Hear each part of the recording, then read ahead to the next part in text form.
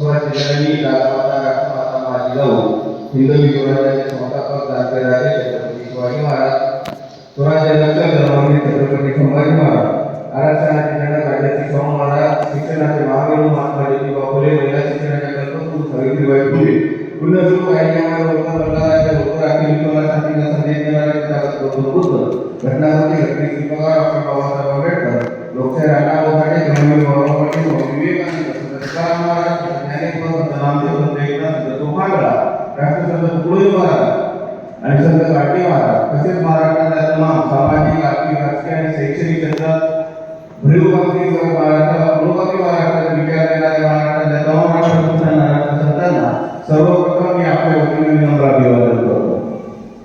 आज गुरुकुल इंटरनॅशनल स्कूलमध्ये मला व्याख्यानाचा योग आला, त्याबद्दल मी सर्वप्रथम व्यासपीठावर बसलेले मापाडी सर, सेक्रेटरी मापाडी सर, आजच्या कार्यक्रमाचे अध्यक्ष अभिवादन सर, आपल्या या शाळेचे प्रिन्सिपल सुरळकर सर, तसंच माझ्या समोर बसलेल्या सर्व शिक्षकांचे ज्यांनी आपला स्वतःचा एक परिचय दिलेला आहे, या सर्वांचा मी आभार मानतो की मला इथं बोलवलेलं. मी आवाज येतोय क्लिअर? आपल्यामध्ये क्लिअर आवाज येतो? समजतंय? मी डॉक्टर अमोल आत्माराम देशमुख, मेकर इथला आहे. मी चाइल्ड सायकोलॉजिस्ट आणि मोटिवेशनल स्पीकर आहे. मी BA कोल्ड आहे आणि होमिओपॅथीची मेडिसिन सिलेक्शन ही पूर्णपणे मानसशास्त्रावर आधारित असते.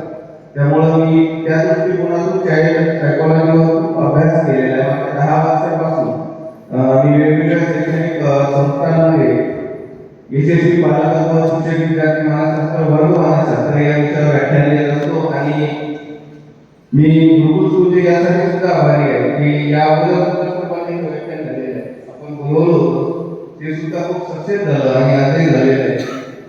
तर आज अनेक शिक्षकांनी एक परिचय दिलेला आहे आणि आपण खूप क्वालिफाईड शिक्षक इथं नेमले आहेत. याबद्दल सर्वप्रथम मी आपल्या शाळेच्या प्रिन्सिपल सर आणि आपल्या पूर्ण मंडळाचे आभारी आहे की एवढे क्वालिफाईड शिक्षक लोक आपण निवडलेले आहेत. तर गोष्ट अशी आहे की मी शिक्षकांसाठी पहिली गोष्ट सांगू इच्छितो की तुम्ही कोण आहात, हू आर यू. सुरुवात शिक्षकांपासून होऊ, मग आपण पॅरेंटिंग करतो. शिक्षक म्हणजे कोण आहे? तर झालं असं की भारतीय संस्कृतीमध्ये आणि अध्यात्मामध्ये असं म्हटलं जातं की दशलक्ष योनीमधून जाऊन गेल्यानंतर माणसाला मनुष्य देह प्राप्त. तुम्ही ऐकलं असेल की पिढ्या पिढ्यापासून तर दशलक्ष योनीमधून जाऊन माणसाला नरदेह प्राप्त होतो, असं आपल्या भारतीय संस्कृतीमध्ये सांगितलेले, आपल्या पुराणामध्ये सांगितलेले. आता झालं असं की स्वर्गामध्ये एक जीव, एक नवीन जीव होता, जो नुकताच जन्माला यायचा होता. तर तो देवाकडे गेला आणि देवाला म्हणाला, देवा हे 10 लक्ष योनीमधून जाऊन पुन्हा मनुष्य देह धारण करायचा, की आपण मनुष्य देह धारण करायला चाललोय, तर तेव्हा मला असं वरदान द्या की मला फक्त मनुष्य देह भेटला पाहिजे, मला अमरत्वाचं वरदान द्या. म्हणजे मी मेलो नाही पाहिजे, 10 लक्ष योनीमधून जाऊन पुन्हा मनुष्य देह धारण केल्यापेक्षा मला मनुष्य आताच देह असू द्या, याचं मला वरदान द्या. मी मनुष्य म्हणून जातो पृथ्वीवर, मला अमरत्व वरदान. देव मला देतो, मी अमरत्वाचं वरदान नाही देऊ शकत कोणाला, पण तू अमर. काय म्हणलं देव? देव त्या जीवाला म्हटला की मी तुला अमरत्वाचं वरदान देऊ शकतो, तू अमर होऊ शकतो, पण तू अमर होऊ शकतो, पण वरदान नाही देऊ शकत की तू मरणार नाही. मग ते म्हणतात तेव्हा तुमच्या दोन्ही वाक्यामध्ये कॉन्ट्रडिक्शन का? असं काय की तुम्ही कॉन्ट्रडिक्टरी बोलताय की तुम्ही एक म्हणता तुम्ही अमरत्वाचं वरदान देऊ शकत नाही आणि एका कोण म्हणतात की मी अमर होऊ शकतो. दोन गोष्टी कशा आहेत? तर देवाचं एक वाक्य लक्षात ठेवा, किसी के जहन में विचारों के रूप में, संस्कार के रूप में जिंदा रहना, यह अमरत्व है. कोणत्याही माणसाच्या मेंदूमध्ये विचाराच्या रूपात आणि संस्काराच्या रूपात जिवंत राहणं हे अमरत्वाचे विषय आहे. आणि ईश्वराने हे वरदान फक्त शिक्षकांना दिले. तुम्ही शिक्षक जे आहे ते तुम्ही स्वतः ईश्वर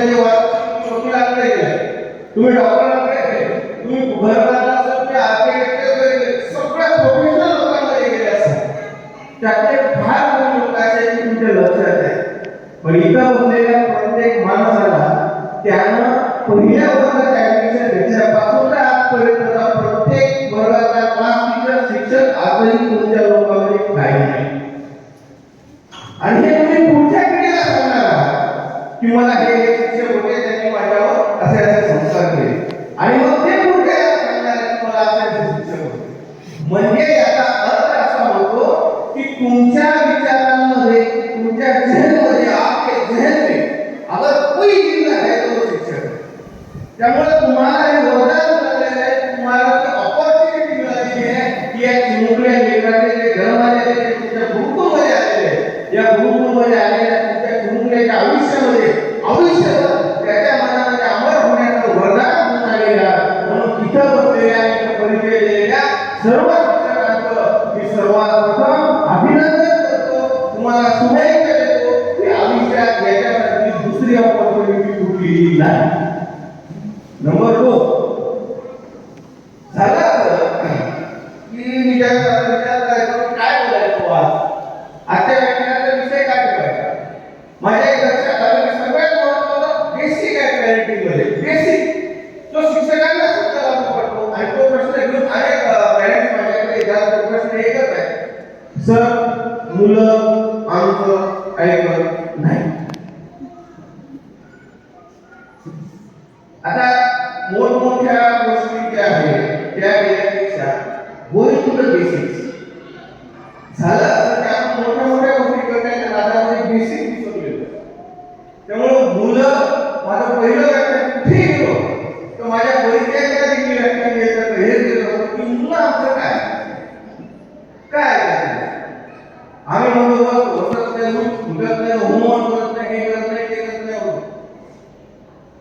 तर मानसशास्त्रामध्ये याचे काही रूल्स आहेत काही नियम आहेत आणि ते जर प्रत्येक शिक्षकांना आणि पॅरेंट्सना फॉलो केले मुलं ऑटोमॅटिकली तुमचं ऐकणं चालू करतात तो फॉर्म्युला जसं गणितामध्ये फॉर्म्युला असतो जसं मॅथमॅटिक्समध्ये फॉर्म्युला असतो की जसं पायथागोरसचा प्रमेय आहे की काटकोनाला तुला ऐकतो वगैरे वेगळं असतो तसेच मानसशास्त्राचे काही फॉर्म्युले ते जर परफेक्ट शिकले गेले तर तुमच्या आयुष्यात मुलं तुमचंच ऐकते आपण कोणाचं ऐकतात किती खतरनाक फॉर्म्युला आणि किती मजा येते असं झालं आपल्या आयुष्यात तर त्याचा फॉर्म्युला असा आहे की वसी बरेली का मामला शेर है यहाँ कि कौन सी बात कहाँ पे कैसे कहीं जाती ऐसा क्या प्रत्येक शब्द मतलब है कौन सी बात कहाँ पर कैसे कही जाती है ये सही कार्य है तुम्हारा बात सुनी जाती कोणती गोष्ट कोणत्या वेळेस कशा प्रकारे बोलले जाते याचा एका सरीकाला याचा एका टेक्निकल की तुमची प्रत्येक गोष्ट ऐकली आमचा प्रॉब्लेम असा आहे की आम्ही मुलाला ऐकवत असताना आमच्या मुलानुसार ऐकवतो त्यांचा मुलं आम्ही चालू म्हणून हा शेर है कि कौन सी बात कहाँ पे कैसे कही जाती है ये सलीका है तो फिर हर बात सही करती है आणि मुलाला आपण जे म्हणतो हे ऐकवायचं असेल तर सर्वप्रथम बेसिक असं आहे की तुम्हाला तुमचा मुलगा तरी समजून घेतो पॅरेंटिंगमध्ये काय म्हणतात आपण एक वर्षानुवर्ष आपण ऐकत आलेलो सर आम्ही मोबाईल मध्ये विद्यार्थी टाकला सर मोठमोठे टीचर्स आहेत पण हा ऐकत नाही हा शिकत नाही आणि मग वर्षानुवर्ष आपल्याला एक वाक्य आपल्याला नेहमी येतं की घोड्याला पाण्यापर्यंत नेता येतं प्यायचं नाही खाण्याला वर्षानुवर्ष सांगा वाक्य सर आम्ही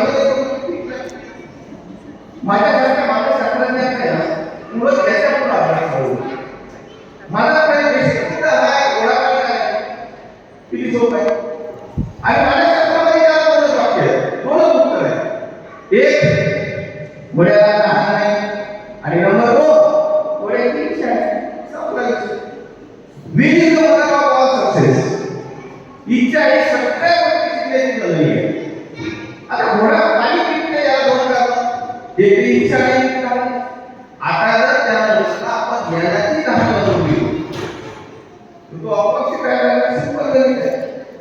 किंवा त्याची जर एकदा ज्ञानाची इच्छा झाली तर जगात त्याला ज्ञान घेण्यापासून कोणी म्हणू शकत नाही. पण प्रॉब्लेम काय या गोष्टीवर काम करतो. आता बघा गोष्ट अशी आहे की त्याला तहान लागल्यानंतर आपल्या इकडे जे घटकपिढे वाक्य आहे ना त्याच्यापेक्षा एक वेगळं वाक्य असतं. गोष्ट आहे की don't make road for a child, make child for road. फार सुंदर वाक्य, सुंदर वाक्य आहे इंग्लिश मध्ये की आणि हा शब्दांचा खेळ नाही, थोडंसं लक्ष देऊन आहे काय वाक्य काय की don't make road for a child, make child for a road. मुलांना रस्ता तयार करून देऊ नका, मुलांना रस्त्यासाठी तयार करा.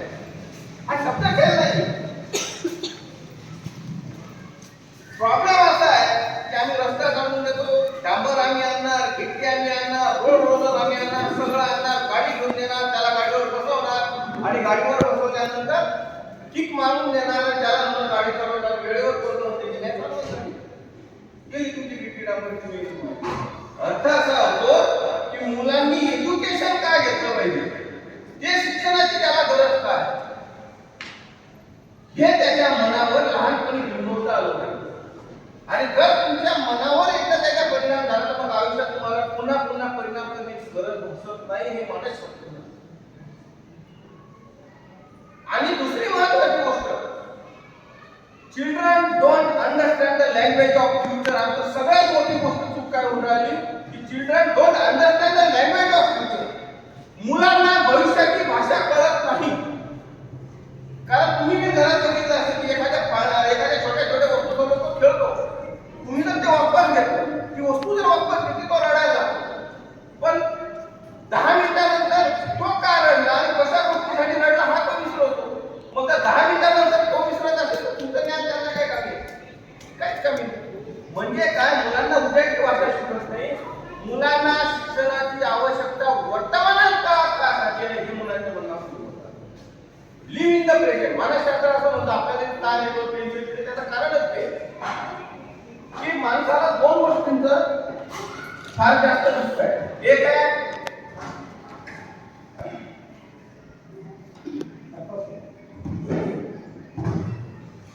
गोष्ट अशी आहे की आपल्याला दोन गोष्टींचं दुःख असतं. एक फ्युचरचं टेन्शन आहे, उद्या काय होईल, आणि नंबर रिग्रेट्स ऑफ पास्ट आहे. मागं जे केलं आपण त्याचा पास्टचा आपला रिग्रेट जे असतं काही त्याचा आपल्याला दुःख आहे.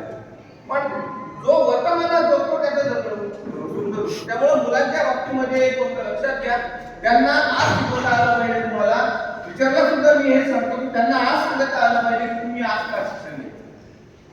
इन्स्टंटली सांगता आलं पाहिजे आज का शिक्षण घ्यायचं, आणि मग ते मुलांच्या मनात बिंबवलं जातं आणि ते सबकॉन्शियस पर्यंत पोहोचतो, त्याच्या अंतर्मनापर्यंत. मराठीमध्ये पुन्हा एक म्हण आहे जे आपण वर्षानुवर्ष ऐकतो की मुलांना घडवणे मडकं घडवलं जातं. बरोबर आहे, ऐकलंय आपण असं, मुलांना घडवणे मडकं घडवण्यासारखं आहे. पण प्रॉब्लेम असा आहे की काळाच्या ओघामध्ये 21व्या शतकामध्ये ज्या प्रमाणात काळजी बदलून राहिलं त्याचा अर्थ असा होतो की मुलांना घडवणं हे आता केवळ मडकं घडवण्यासारखं नाही, तर मुलांना घडवणं हे आता मूर्ती घडवण्यासारखं. मुलांना घडवणं हे मूर्ती घडवण्यासारखं आहे, मुलांना घडवणं हे मडकं घडवण्यासारखं नाही. त्याचं कारण आहे मडक्या आणि मूर्तीमध्ये फरक काय आहे. मूर्ती वेगवेगळ्या प्रकारच्या असतात, मडकं एकच आहे, त्याची साचा एकच आहे, पण मूर्त्या वेगवेगळ्या प्रकारच्या असतात. काही मूर्त्या पीओपीच्या आहेत, काही मूर्त्या मेटलच्या आहेत, काही मूर्त्या मातीच्या आहेत, काही मूर्त्या सोन्याच्या आहेत, मेटलच्या आहेत. आता गोष्ट अशी काय इंटरेस्टिंग गोष्ट अशी आहे की जर तुम्हाला मूर्ती घडवायची असेल,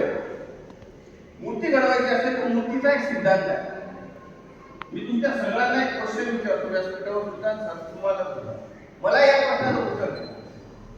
मूर्ती घडवणं हे कोणाच्या हातात आहे, मूर्तिकार का मूर्ती? क्वेश्चन समजला? काय प्रश्न आहे माझा? प्रश्न सिंपल आहे. मूर्ती घडवत असताना मूर्ती कशी का मूर्तिकार? कोण ठरवतं? मूर्तिकार. मूर्तिकार कन्फर्म आन्सर आहे. एखाद्या वस्तूपासून, मी प्रश्न डबल रिपीट करतो, एखाद्या वस्तूपासून मूर्ती घडवायची असेल तर ती कशी घडवायची हे कोण ठरवतं? मूर्तिकार का मूर्ती? मूर्तिकार. बरोबर आहे? ही सगळ्यात मोठी उत्तर बरोबर आहे तुमच्यापर्यंत. पण ही सायकोलॉजीची सगळ्यात बेसिक चूक. इंटरेस्टिंग गोष्ट आहे. काय माहिती का? एक गोष्ट लक्षात घ्या, कोणती मूर्ती घडवायची हे मूर्तिकार डिसाईड करतो. प्रभू रामाची घडवायची आहे की गणपतीची घडवायची आहे, देवीची घडवायची, कोणती घडवायची पुढं ठीक, पण कशी घडवायची तुम्ही डिसाईड नाही करू शकत. त्या दिवशी तुम्ही डिसाईड करा. का जी मूर्ती घडवायची आहे ती कशी घडवायची हे त्या मूर्तीचं मटेरियल तयार करतं. पीओपीची मूर्ती, माझा प्रश्न काय होता मी फक्त शेअर केला तुमच्यासोबत. मी काय म्हटलं, प्रश्न मी डबल रिपीट केला. प्रश्न हा होता की मूर्ती घडवायची कशी हे कोण डिसाईड करतं? तुम्ही मूर्ती काय म्हणाले हे उत्तर नाहीये. त्या मूर्तीचं मटेरियल डिसाईड करतं. मातीची मूर्ती घडवायची असेल तर त्यात पाणी टाकून ती मूर्ती तयार करावी लागते. पीओपीची मूर्ती घडवायची असेल तर त्यात केमिकल टाकावं लागतं, मेटल वितळावं लागतं आणि थर्माकोल फेविकॉलला चिपकावं लागतं. ही मटेरियल तयार करतं, तुम्ही नाही. It is a kill of relationship. म्हणजे काय? किल ऑफ रिलेशनशिप म्हणजे काय की तुमचं जे कुलूप आणि चावी आहे, आपण जनरली विचारलं की कुलूप कोण खोलतो, तर कुलूप चावी खोलते, पण खोलायचं का नाही हे डिसाईड कोण करतं? हे कुलूप करतं. त्याची आपली बनावट करते. कोणत्याही कुलूपाला कोणती चावी नाही लागत. तर आमच्या काही मूर्ती पद्धत लक्षात, दॅट इज व्हेरी इंटरेस्टिंग. आणि हे जे मटेरियल आहे, हे जो गुणधर्म आहे, that is called the personality of that particular. समजलं? इथपर्यंत